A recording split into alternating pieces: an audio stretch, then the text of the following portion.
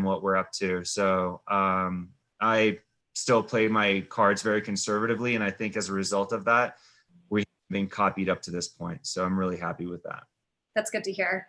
It's good to hear. Kelly, your product is very unique also in that I'm not sure if you have a patent on it as well, but just let the audience know kind of what is unique about Western Rise. And yeah, so our innovation comes from our fabric development. So my co-founder is actually like a fabric engineer and developer. That's what he did beforehand. So similar to Jonathan's strong understanding of international supply chain, that's really what sets our product apart. That being said, soft goods is a very different space than hard goods. It's a lot easier. Like you can't really get a patent on soft goods like you can on hard goods. The way that you innovate and stay different is continuing to innovate, to be honest, building the best in class product. And I think the other big thing is making sure that you're building a solid brand. Your brand protects your product. So like I think Chad asked about copycats on Kickstarter. I think to date, we have 15 copycats of one product that we made that I know of. At least 5 of them launched on Kickstarter. One of them like directly ripped our campaign, like to the graphics, to the verbiage, everything. Within reason, Kickstarter does have some protective rights for you. You can go in and report them and they will shut down campaigns that do that. But really like in soft goods, like your edge is like being ahead of the curve on design and building a really strong brand of customers that support you and love you. Great. Darcy, how about on your end? Have you experienced anything like that? And I think you're muted. Thank you. Should have figured that out by now these days. We actually launched the same time as another base layer company from a mountain town. So that was an interesting, I don't think that they copied us, but it was interesting to watch both go, and I don't believe they actually exist anymore. We have had issues is that further down the road when I attended a similar event to Denver Startup Week. And actually I worked with a larger company who was working as a mentor of mine. And then the next season, a lot of our designs were copied, and that kind of hurt. But Kelly said it really well, that what you have to do is just keep innovating, because there are not the patents just don't exist for soft goods as well. So it's kind of motivating, well, we're just going to think of the next coolest thing too. So keeping it fresh. Awesome. All right, we have a Q&A, if I can jump in and essentially moving to the next step of the ladder in the funding journey. This question is asking, when you began manufacturing your products, what funds did you use to sign those initial contracts with your manufacturers? And the example here is the injection molds. So I think we'll start with Jonathan. Yeah, I mean, friends and family loans definitely pulled me through. And the Kickstarter crowdfunding campaign really was helpful. I would say that there was a period of time when I was just freaking out because I was not able to fulfill on our Kickstarter campaign on the timeline that we said as a result of not having enough money. And I will never forget, I was, the best people to freak out with are other CEOs because they've been there. And Justine Barone, she told me, oh yeah, Colorado Lending Source, they got this thing called the Main Street Loan, and it's character-based. And I had no idea, like, what in the world, a character-based loan? Like, by that time, I gave up on all banks because all the other banks that I approached, they were just, really severely tied by regulations, and they were much more commonly supporting like restaurant businesses. Like that was what they knew in their portfolio. So to have like a totally different like hardware play, water, camping, like there was no banks just didn't know what to do with us. And then Colorado Lending Source saved the day with the Main Street loan. And because of that, we were able to satisfy that initial production order and get our Kickstarter units out and start creating the buzz and all the happy customers. So that was that one big last significant step that we needed. Yeah. That's awesome to hear, Jonathan. Just for anybody that's on the line, our Main Street Loan program goes up to $50,000 and is character-based by a unique process that we've developed in-house. So while we do partner with banks and do larger SBA loans, we also partner with businesses that are looking to get that first initial step so that hopefully we can get them back into the banking system. And I know Kelly has worked with a lot of different sources, has really leveraged the Telluride community. And I'm wondering, Kelly, if you can talk a little bit about kind of what Amanda said earlier, is like climbing that funding ladder. And, you know, I know more about the debt side, but I'd be interested in hearing just your experience on debt, equity, crowdfunding, all the variety of different things that you've done to leverage. You know very well that we've done all of it.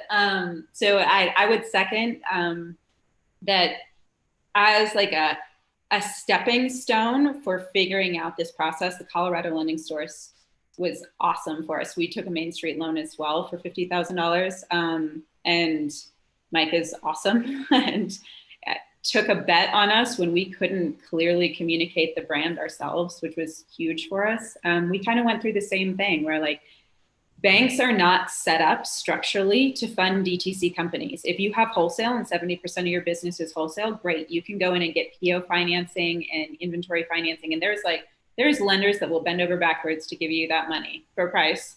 But if you're direct to consumer, or you're doing a Kickstarter campaign or anything like that, especially if it's your first year in business, there's not a lot of people that'll do that. So we did, our very first loan was from the Region 10 SBA. Dan gave us one. And then our second one was from the Colorado Lending Source.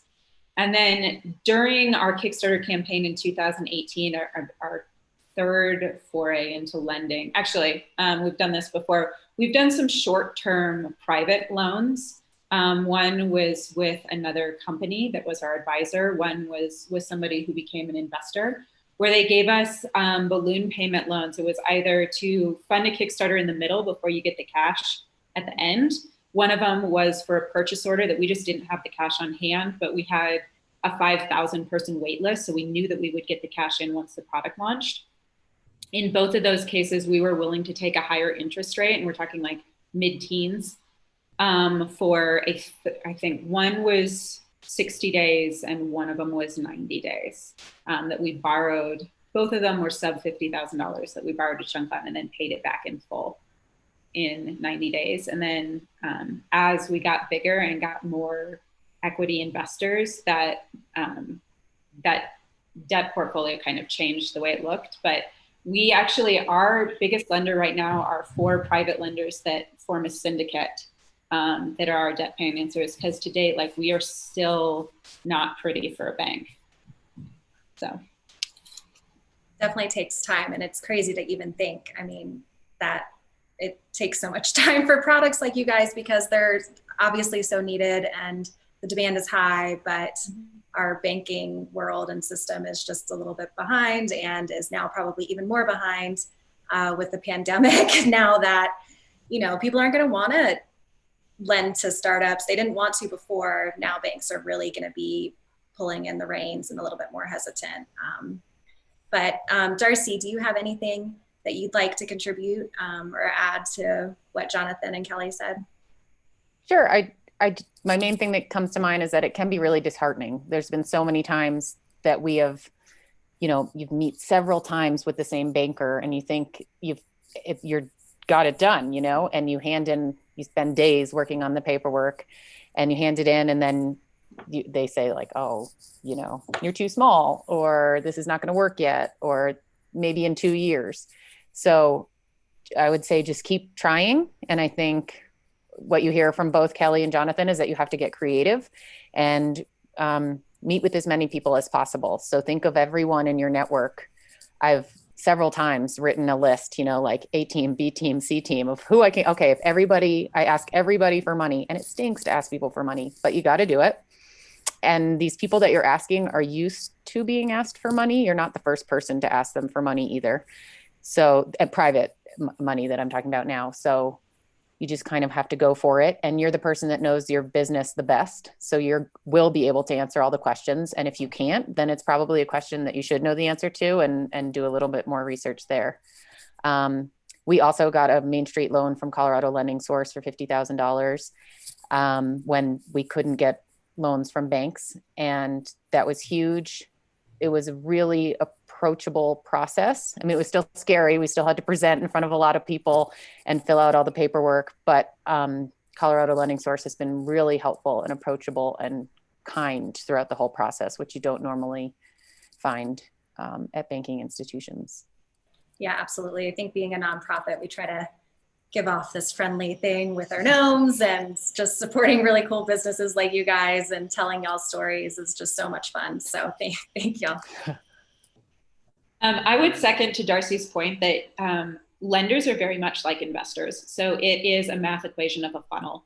Like as many people as you get into the funnel, think about only like 1% on average are going to convert. So you need to make that funnel as wide as possible. And sometimes you do have to pitch your lenders like you would pitch an equity investor. They want to see the big vision. They want to see the opportunity. Obviously, your numbers have to back that up. And then the last thing I would say is when you talk to a lender, you need to know what they're looking at from the lending side to know that you're communicating the right story. So like, what a regional bank needs or a Colorado Lending Source is looking for in a company is very different from what a venture debt lender like a Silicon Valley bank is looking for. And you really need to know those lines in the sand. Where you need to be at revenue? What does your cap table need to look like? How much money do your investors manage? Like all of that stuff plays into how they think about your risk as a company. And so knowing those upfront helps you craft your story and also know what conversations are worth having and what aren't, you're just not ready for yet. And sorry, Lauren, one more thing, just to that point, making sure that your visions align. So important, if you're talking to a VC firm who wants a 10x return in 4 years, but you want to hold on to this and give this company to your children, that's not going to work. So you make sure that those things are, you're not just telling them what they want to hear, make sure that that is lined up before you take any new partnership. Yeah, absolutely. I think you guys both make a really good point of if you go to one lender, one investor, if you hear no, that doesn't necessarily mean that's no across all of banks, which is something that we encounter a lot with small business owners. And knowing your numbers, giving the bigger picture of your story, just really digging deep into every aspect of your business so that we have a good idea of really what it is that we're giving money to. So I couldn't have actually said it any better than Kelly. But just a reminder, if you do have questions, feel free to chat them in. As this is the peaks and valleys of small business financing, sometimes at the end of the week, I like to be like, okay, what was my peak of the week? What was my valley of the week? So handing it over to you guys, what has been your peak of financing and what has been like the valley, oh shit moment, and how did you kind of overcome that? And whoever wants to start, I'll let you guys take it away as we think for a second. I mean, I can jump in and say, yeah, the oh shit moment was I'm not meeting payroll. It does not feel good to face your crew that's been going to bat for you and say, guys, in 2 weeks, this is going to be, at this point, the last check I've got. And if you have to look for another job, like I would recommend you start doing that now. Or if you can wait and be slightly delayed, then that would be good too. So, but that was a moment, and that was really rough. You know, what do? You sleep on the office floor and you use this all the time, like your life freaking depended on it. I mean, you just never freaking stop. You have the most uncomfortable conversations, kind of like what Darcy was saying, is like you just go after every single channel, every single way. You even admit that it's an uncomfortable conversation to have, but you do it and you say, I have to have this conversation just because. And so you just go after it. The peaks, I would say the peak was when we pitched to REI and we were told like maybe 5 to 35 stores. And they decided, nope, we're going to launch you big. And getting that purchase order was the biggest deal maker for us because what you'll learn over time is that these relationships that are coming together to see if they should fund you or not, like banks, investors, etc. When REI comes in and says, yeah, we're going to be in on this deal and here's a contract, that's something that you can come to many sources of funding and say, yes, we are in a position of strength because here we are, we're in a position to fulfill demand. And of course, the chase does not stop there. I mean, that is a peak and that is a light at the end of the tunnel, but that's not exactly the win, because I will tell you right here, right now, like the real peak that you're chasing for from that point on, this is like a word you get possessed by. It's one word and one word only. You eat, sleep, you do everything for this one word, and that is sell through.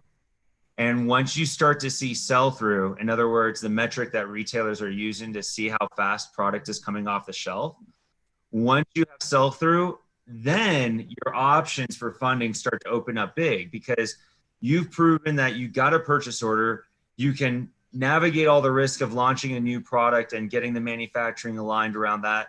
And then most importantly, the least educated stakeholder in this entire process, and therefore the most risky, is still buying your product. And that is the customer when it's sitting on the shelf and they need to find out, what is this? What does it do? And why would I spend my money for this? So once you get over that hump, everything is golden. I mean, it's going to be okay. You can start to breathe. And, but that's that. And then I will say, I know this is not slightly, I will just build off of this. And I know this is not going off of the question, but once you get through sell through, the next word that you should be chasing after that is satisfied.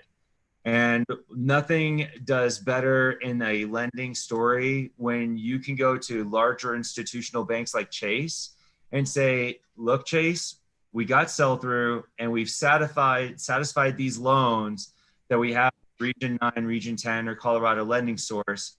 And if you can paint that story to any other banker, then it opens up a realm of possibilities. So that's kind of like the next word that we're chasing right now, is just satisfying our loans as quickly as we can, so we can just paint a really good, strong picture with all our stakeholders. Yeah. Awesome. Congratulations on REI. When are you officially in stores? We're right now launched in 35 stores. It's been the first 8 weeks. It's been awesome because REI is like, yeah, the last PO is a little too small. We need to increase it. And so we're totally sold out. Our online platform is out of stock, so we can't sell anything directly right now. And our investor said, I come to the table with a mindset of controlled business growth, so I can have plenty of room for upside.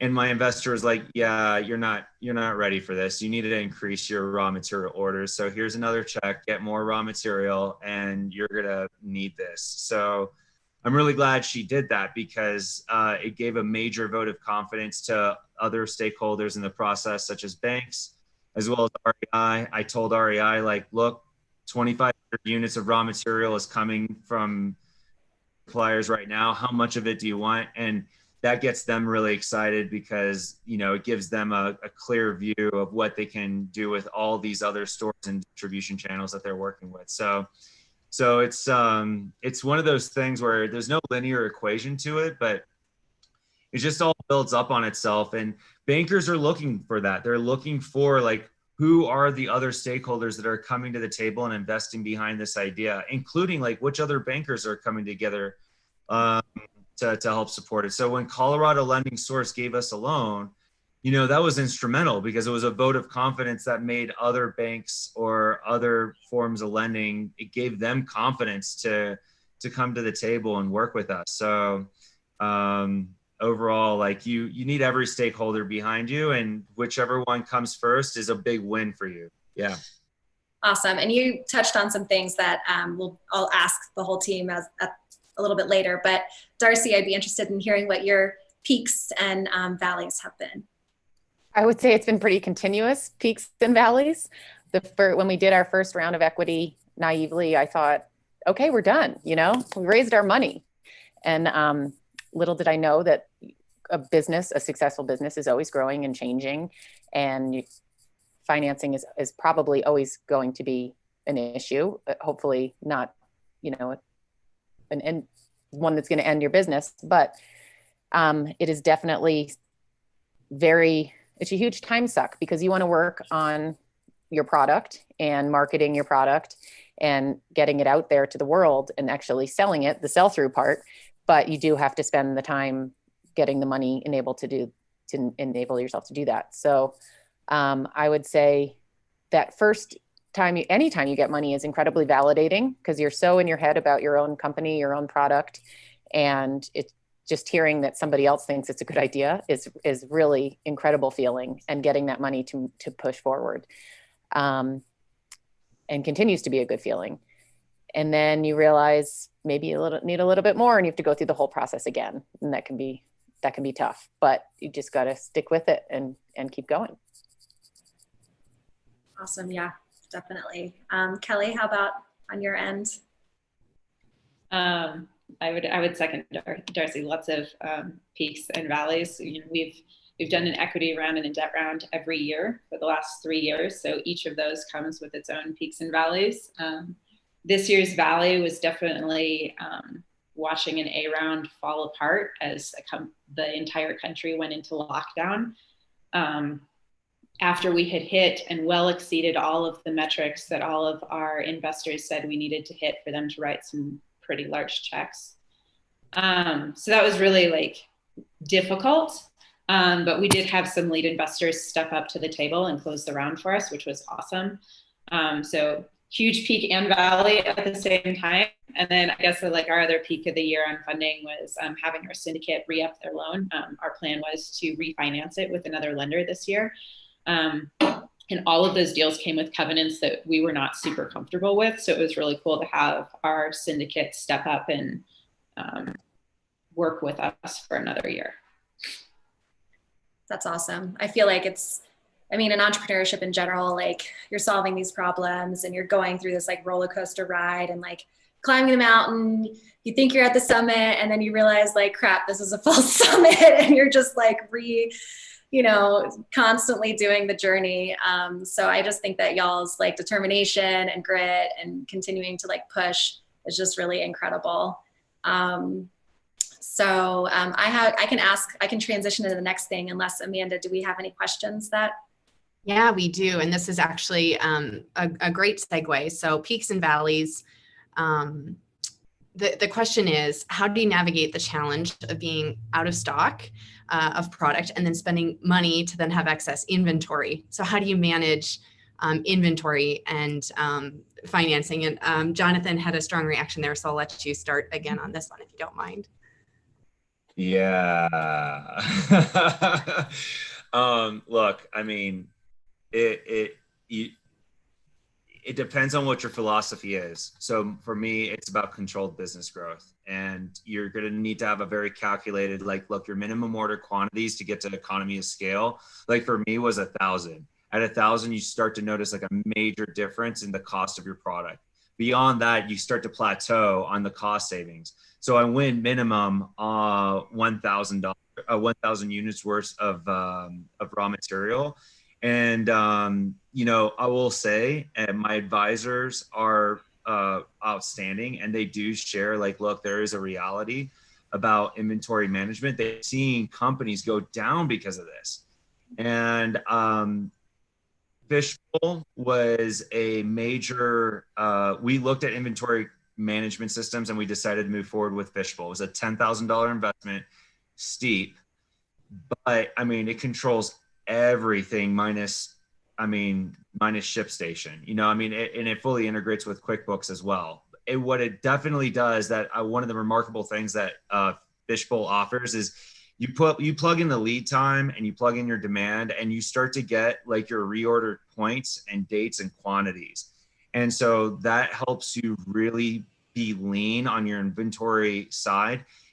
Obviously, it's a calculated model. So you have to kind of put your thumb in the air and say, okay, maybe I should adjust from there. But it does give you a strong reference point. And I will also say the amount of time that you're going to be counting and recounting your inventory, if you have a long bill of materials, it starts to eat up your cost in and of itself. So having a control management system where you can scan in and scan out your finished goods, your raw material, your purchase orders that are coming in through the door, that saves so much time, and it allows you to come to the table with your crew with a playbook. What's the next play? How are we gonna, where are we gonna dedicate our work orders and production orders this week? What inventory is coming down the pipeline, and what are we gonna do with that? How much space do we now need for like more raw material? Cool. Where are we gonna park another container in the back of their yard? Whose house can we put it in? I mean, like all of this kind of stuff starts to come together once you have an accurate, a system that can provide an accurate view, and Fishbowl has been our tool, and it's been working great. That's awesome to hear. Kelly, I'm curious, with the soft goods versus hard goods, if you've run into the same challenges or perhaps new challenges. Yeah, I mean, we've definitely run into that. I would say for the first 3 years, we couldn't keep things in stock. We couldn't order big enough. So like, all right, some of our hero products have been out of stock at least 6 times. And it's not something to boast about. Like, yes, it's a great indicator of customer demand, but every time you sell out, you're leaving money on the table. And especially in a competitive market, those customers are going to go somewhere else and buy a different piece that meets their needs now. They're not going to necessarily wait for it for 6 months like your Kickstarter customers are. So something that we had to get a little bit more comfortable with was planning on buying a little bit more and being comfortable with a certain percent of sales being discount sales. So it's something that it's hard for me to stomach. But our board, we have some awesome board members that used to be CEOs of Kate Spade and Man United and things like that. And they have really guided us through this process. I would also say inventory turn and close relationships with your suppliers is hugely important in soft goods. We push for 4 inventory turns a year. Balancing that with, like Jonathan said, economies of scale on where do you hit those price point breaks on things. And then, just being maniacal on what your sell-through looks like on a weekly basis by SKU. Yeah. Darcy, curious if you've had similar experiences? We have. And it's particularly interesting right now going with the pandemic. We're about 50-50 direct to consumer and then wholesale. And being a lot of our wholesales, we are shipping right now wholesale accounts to ski town shops, resort shops, things like that closed last March that didn't get the sell through last spring that they wanted to have. And now the uncertainty of the fall and this winter ski season, what's going to happen. So it's just another game, another challenge of now we may have excess inventory from wholesalers that may cancel last minute and return their orders or are not pleased with their sell-through. And then we have to deal with that relationship or revising their orders. However, things like in Aspen, a lot of the retail has been up all summer because the visitors tourism has been so strong. So everyone might sell through really quickly. So we want to be prepared and have extra inventory on hand, knowing that we may deal with a surplus pretty soon. So like what Kelly was saying, having the outlets to deal with surplus inventory is really important, and being able to stomach selling at a discount and knowing your discount limit, and as well as staying on top of your accounts and your inventory. I just think it's really important to stay on top of it. And we do not use a program. We are still doing it all manually through QuickBooks and our back end of our website. So it is time consuming, but it's definitely very important.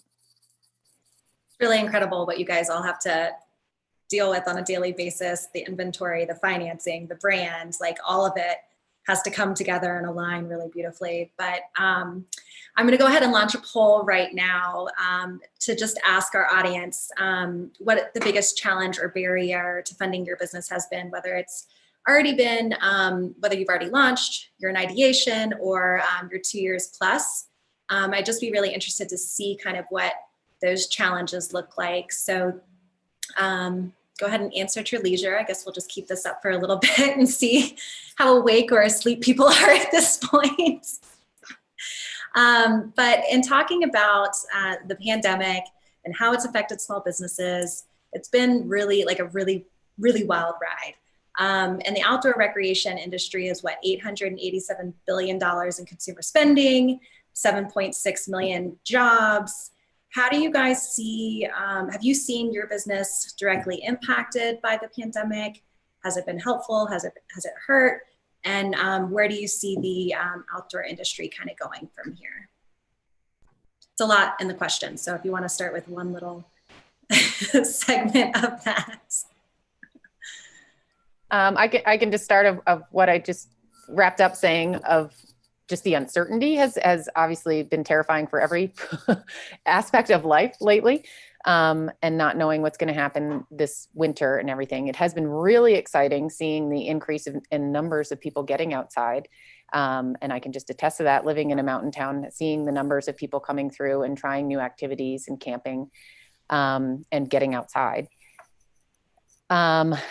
There's also been a wonderful sense of community that has come out of this that I have found here in Aspen and in Colorado, greater Colorado, and a lot of opportunity that is out there now if you are willing to look and remember to be able to pivot in small ways with your business. So for instance, we started making masks out of excess fabric, and it has become a huge part of our business throughout the past 6 months or so, just that I obviously didn't foresee.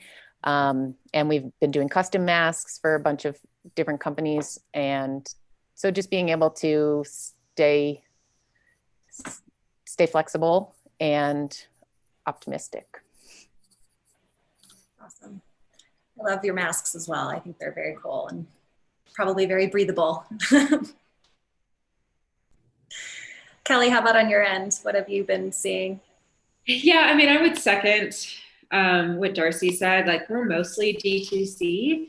That being said, like, the apparel industry in general is down somewhere between 40 and 70%, depending on what spectrum you're in. So obviously that impacts us. Like, we're lucky that we are actually going to be up this year, but we're not up we were projecting very high double-digit growth. Obviously, like, that's not going to happen.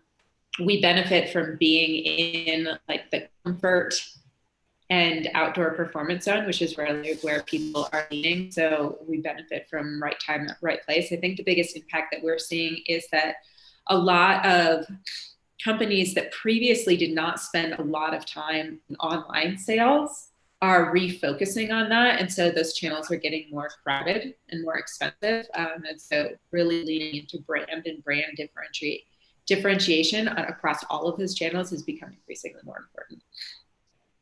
You make a really good point with that. That's actually something that I should have thought of as a marketing person, but yeah, the amount of people that had to pivot as a result from not selling in stores to selling online, and that space becomes so much crowded for you guys, and you guys do such a good job at that's a really good point that you bring up.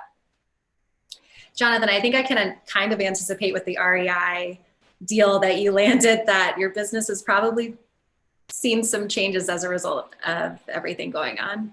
Yeah, it was quite significant, but I would like to actually build on what Kelly was saying, on top of what she's talking about, which is it's a very real factor. One of the things that I'm dealing with now is like, okay, cool. It's all about sell-through. And one of the things that I noticed is like, when you're launching a new company, there's prototyping and design when it comes to building up awareness. And let me tell you, with all the noise in the background, COVID, elections, like all the tension that we've got in this cult and this, I mean, people are like not really eager to stay in front of a screen. And while that's good, it's really like interesting just to like, what is it going to take to build a brand with all this noise in the background? And so I will say noticeable, thing that we're having to navigate. And then, retail stores, the game has definitely changed. And, we were really scared, but because we've addressed a real need, and because REI is now looking to become more of a hardware player and step into a whole new scene that they were reluctant to work with before, which is the overlanding scene, we've actually been kind of like this really flashy toy that allows them to really spearhead and look like they're catering to a moving and growing market segment that is really intriguing.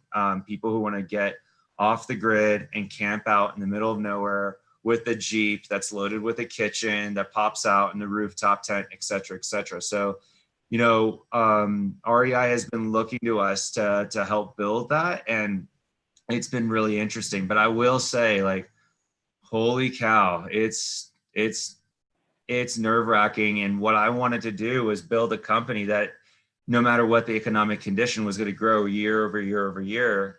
So when the moment the COVID hit, I said, well, if we're not going to be, you know, like, one of the biggest slaps in the face for me this year was Burning Man. That was going to be a slam dunk for me. Like, 7 days, no showers in the middle of the desert, no water, $3 a gallon just for a gallon of water.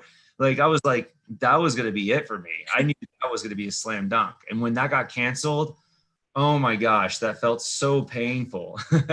So what do? You got to learn and pivot, start making something for defense, you know, start creating more, you know, just innovate and adjust accordingly. You have to do it. So lucky for us, you know, we addressed a real major need, and we've identified it, and it's been able to survive all the headwinds that we've been encountering so far. And that's been really good.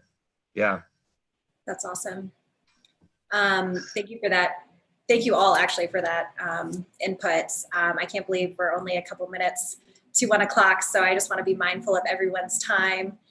If there's any other panelists, I don't know if there's any other panelist questions, Amanda, that we've seen come through, just so that we can make sure that their answers or their questions get answered. I think you're muted. I sure am. Yes, so we could do a kind of a rapid fire round if you like. We do have a couple unanswered questions that just came through. So when you all approached investors, were you in the prototype phase, or how far out of the ideation stage were you when you approached investors? And Darcy, do you want to start with that one? Sure. When we originally approached investors, we had 3D mock-ups, I think, of our product, and we had fabric swatches, and that was it. But we did not have actual product. Great, thanks. Then Kelly? We had product in the year, but not found our hero product yet when we closed our first investment checks. Okay, great. Did you catch that? Okay. I think we might have lost Jonathan. Maybe just the internet or something. I don't know if it's getting a little shoddy right now, but Amanda, go ahead and let's rapid fire these last couple of questions before we wrap it up. Sure. So the next question is, who did you all go to discover all of these lessons that you've learned? Did you just learn from experience, or did you, have a mentor or advisor, that sort of thing? And maybe we'll shorten this question and just ask you, who did you go to for advice? Who was the best, or what was the best source of advice for you as an entrepreneur in the startup space? I think, yeah, go ahead. My advice would be to just ask everyone, but we started out, and we still do this to this day, is, you buy someone a cup of coffee and pick their brain. They're going to have 5 more people for you to meet with, or say a quote that is poignant to you, or tell you a book to read that then, leads you to something else. So you can always pick up something from everyone you meet.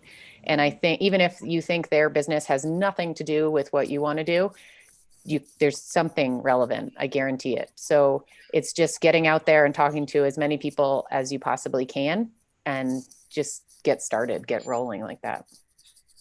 That's a great reminder. I love that.